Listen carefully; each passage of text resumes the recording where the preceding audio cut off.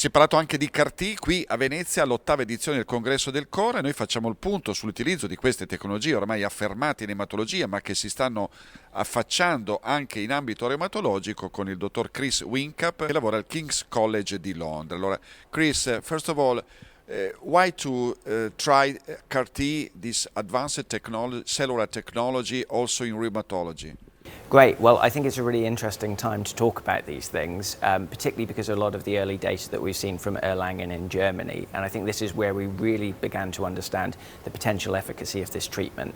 I think it's important to remember as rheumatologists, we're very used to treating people with B-cell depleting therapy with monoclonal antibodies, and this is really the next step of targeting B cells in patients with autoimmune conditions, but in a much, much more precise and perhaps a much, much stronger way with CAR T-cell therapy. And it's those initial results that are giving us some very exciting data that suggest that this could potentially be a real change of treatment for patients with many autoimmune conditions like lupus. There are no published clinical trials, but there are very interesting data. Could you please summarize what we know so far regarding the use of CAR-T in rheumatology? Sure. So as you say, there's no clinical trials at the moment, but many people are setting these trials up. So at the moment we go on these open label studies, many out of Erlangen, but there are other places in the world such as China that are presenting some data.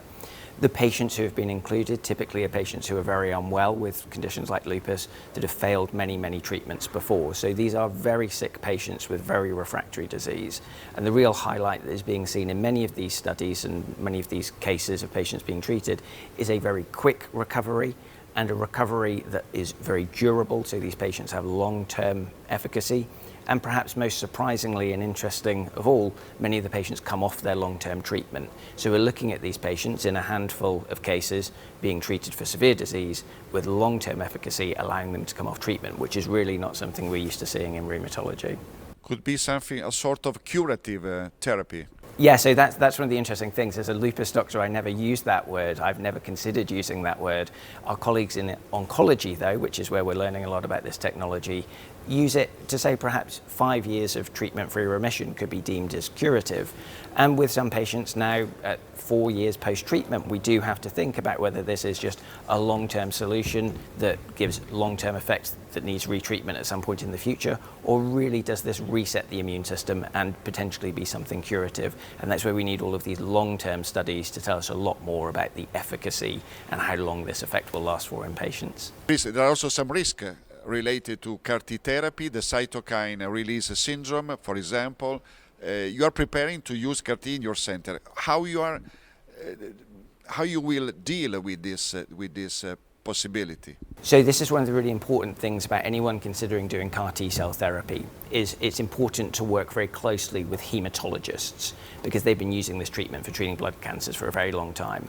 The two perhaps most unique side effects that we see to CAR T-cell therapy in the oncological space is cytokine release syndrome, as you mentioned, and ICANS, which is a type of cytokine release within the nervous system. Now, the original data that's coming out of these studies in Germany is suggesting perhaps the risk of cytokine release and severe ICANS is lower than we see in patients with being treated for blood cancers. But we need to know a lot more about this because the safety of the treatment is going to be the main limitation for this being used potentially in the future. If this is very well tolerated and we see results of patients not developing high levels of cytokine release syndrome or ICANS, potentially these patients could be discharged from hospital a lot quicker. But in the meantime, we're having to keep very close observation on these patients to make sure that those effects aren't seen. Although we are perhaps a little bit more optimistic that this is something less likely to be seen than the patients who are receiving it for oncological indications. Yes, because in hematology they are used in situations in which there are no alternatives. So the alternative is to go in the hospice. Here is different because they have alternative, probably not working the way you desire, but there are alternatives. So the balance is more delicate. So I think that's a really important point. And when I'm thinking about CAR T-cell therapy in the future, I think the two things that will tell us whether this is a useful treatment for us in rheumatology is how long the efficacy is for, how reliable the efficacy is, but then also safety. And I think efficacy and safety in the long term will be telling us whether we can use these in the future.